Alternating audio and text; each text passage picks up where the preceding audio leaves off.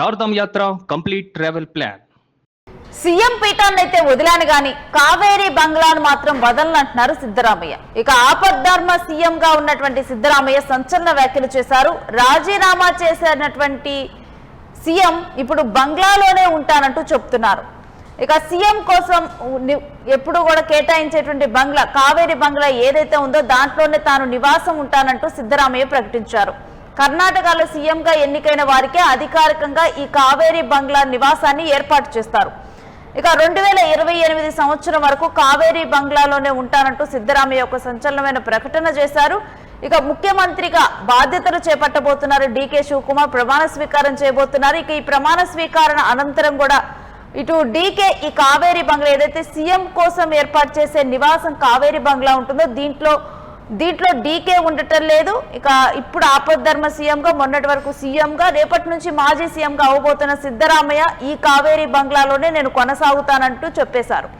ఇక వేరే అధికారిక నివాసం ఏర్పాటు చేయడానికి అధికారులు చర్యలు చేపట్టినట్టుగా తెలుస్తోంది. ఇక డీకే మాత్రం తన ప్రైవేటు నివాసంలోనే ఉంటాను, అధికార కార్యకలాపాలు అక్కడి నుంచే నిర్వహిస్తానని వెల్లడించినట్లుగా సమాచారం బయటకు వస్తోంది.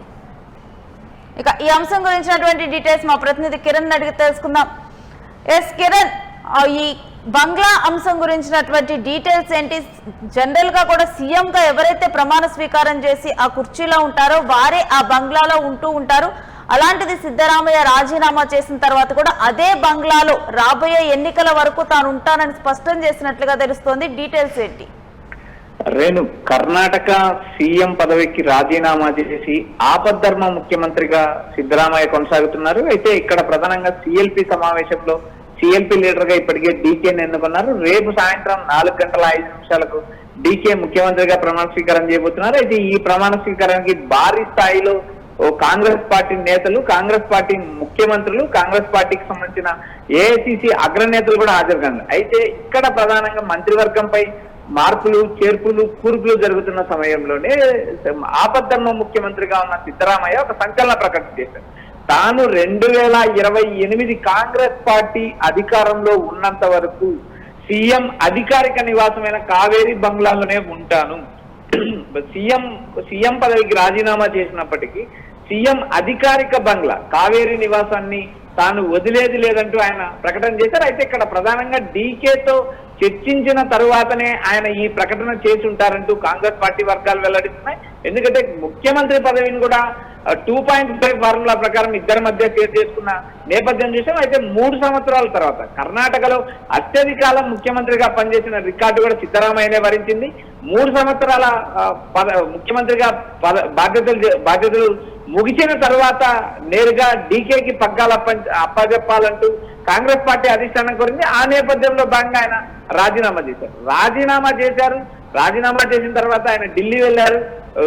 ఏవైతే కాంగ్రెస్ అగ్రనేతలు కూడా నేరుగా ఆయన రాజ్యసభకు ఆహ్వానించారు, జాతీయ స్థాయి రాజకీయాలకు ఆహ్వానించిన ఆయన తాను కర్ణాటక రాజకీయాల్లోనే ఉంటాను, కర్ణాటక అసెంబ్లీలోనే ఎమ్మెల్యేగా కొనసాగుతానంటూ ఆయన కాంగ్రెస్ పార్టీ అధిష్టానం క్లారిటీ ఇచ్చారు. అయితే క్లారిటీ ఇచ్చిన తర్వాత కూడా ఇటు డీకేతో సమావేశమైన తర్వాత డీకేకి నచ్చ చెప్పిన తర్వాతనే ఆయన కావేరీ నివాసంలోనే, ఆ కావేరీ బంగ్లాలోనే ఆయన నివాసం ఉన్నట్టు కూడా ప్రకటించారు. తాను సీఎం పదవికే రాజీనామా చేశాను కానీ అధికారిక బంగ్లా కాదు అనే నేపథ్యంలోనే సిద్ధరామయ్య ఈ వ్యాఖ్యలు చేస్తుంటారు. ఎందుకంటే ఇటీవల కాలంలో ముఖ్యమంత్రిగా పదవికి రాజీనామా చేసిన తర్వాత ఎవరైనా అధికారిక నివాసాన్ని ఖాళీ చేయడం సర్వసాధారణం.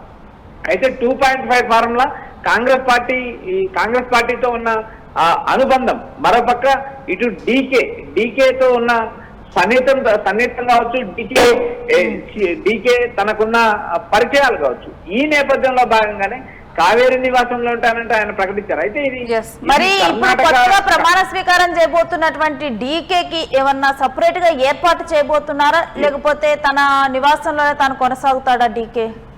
రేణు, ఇప్పటికీ డీకే తాను ఉప ముఖ్యమంత్రిగా ఉన్నప్పటికీ, పిసిసి అధ్యక్షుడిగా ఉన్నప్పటికీ కూడా ఆయన తన అధికారిక నివాసం నుంచి కార్యకలాపాలు కొనసాగిస్తారు. ఒకవేళ పార్టీ కార్యక్రమాలు అయితే కేపీపీసీ కార్యాలయంలో హాజరవుతారు, అక్కడనే పార్టీ కార్యక్రమాలు నిర్వహిస్తారు.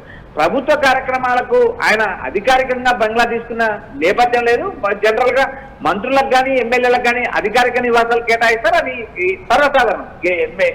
ప్రతి ఎన్నికల్లో గెలిచిన ఎమ్మెల్యేలకు, గెలిచిన ముఖ్యమంత్రిగా ఎన్నికైన నేతలకు, మంత్రులకు కూడా అధికారిక నివాసాలు ఏర్పాటు చేయడం అత్యంత సహజం. అయితే ఇక్కడ ప్రధానంగా తాను ముఖ్యమంత్రి పదవి బాధ్యతలు చేపట్టిన తర్వాత ప్రభుత్వ అధికారులు కూడా డీకేకి మరో బంగ్లాను చూసే అవకాశం ఉంది. ఎందుకంటే ఇప్పటికే వారిద్దరి మధ్య ఉన్న అంగీకారం వల్లే సీఎం బంగ్లా కావేరి నివాసం తాను ఖాళీ చేయబోవడం లేదంటూ సిద్ధరామయ్య ప్రకటించిన నేపథ్యంలో అధికారులు కూడా తగు జాగ్రత్తలు తీసుకుంటున్నారు.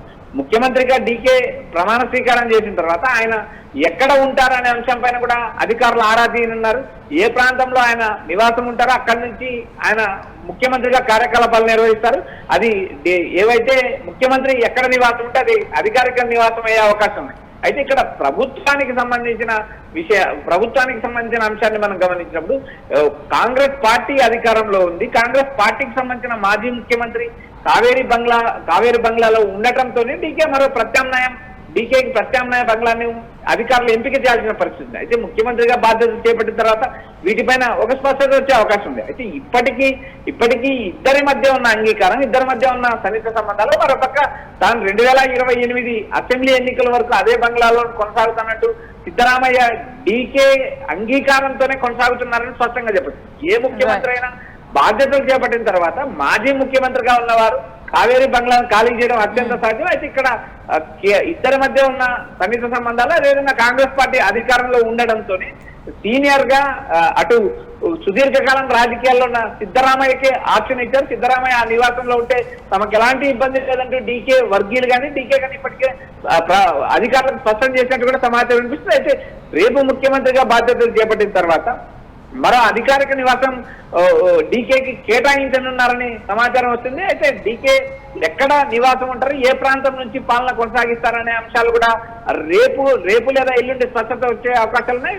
సిద్ధరామయ్య మాత్రం తాను 2028 వరకు కాంగ్రెస్ పార్టీ అధికారంలో ఉన్నంత వరకు అదే బంగ్లాలో కొనసాగుతానంటే ఆయన స్పష్టం చేసే నేపథ్యం ఉంది. Right, thanks for the details Kiran.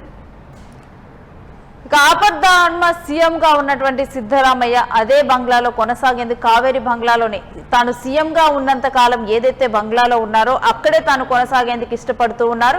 ఇక ఈ మేరకు ముందుగానే అంటే డీకేతో కానీ వీళ్ళతో చర్చలు చేసిన అనంతరమే సిద్ధరామయ్య బంగ్లాలో కొనసాగనున్నట్లుగానైతే ఒక అంచనా వేస్తూ ఉన్నారు. ఎందుకంటే ఈ సిద్ధరామయ్య రాజ్యసభకు రావాలి, రాజ్యసభకు వెళ్ళాలి అని చెప్పి అక్కడ అధిష్టానం కోరినప్పటికీ కూడా తాను రాష్ట్ర రాజకీయాల్లో ఉండటానికే సిద్ధరామయ్య ఇష్టపడుతూ ఉన్నారు.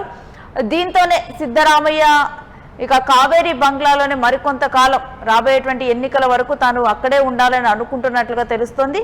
ఇక డీకేకి వేరే నివాసం కానీ 2 సంవత్సరాలకి వేరే నివాసం ఏర్పాటు చేయటం, లేకపోతే డీకే ప్రస్తుతం ఏదైతే తన నివాసం ఉందో అక్కడి నుంచే పరిపాలన కొనసాగించే అవకాశం ఉండనుంది.